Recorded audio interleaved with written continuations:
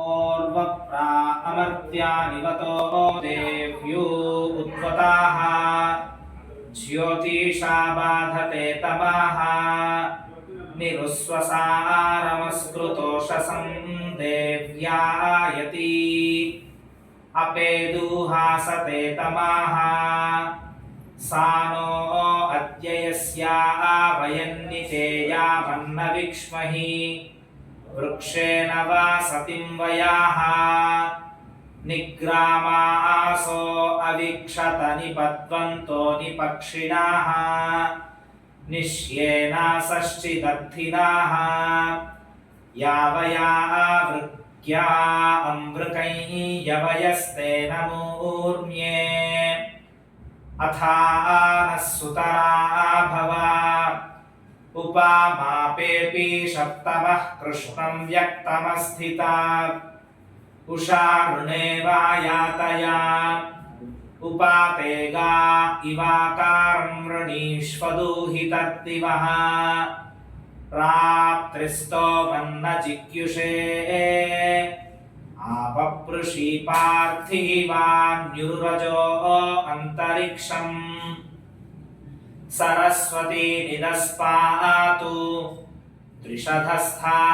सप्तधातुः पञ्चा जाता वर्धयन्ति वाजे वाजे हव्याभूत प्रयामाहिन्ना महिना सुचेकीते द्युम्नेभिरन्या अपसामपस्तामा रथा इव बृहति विध्वने कृतोपस्तुत्या चिकितुषा सरस्वती सरस्वत्यभिनो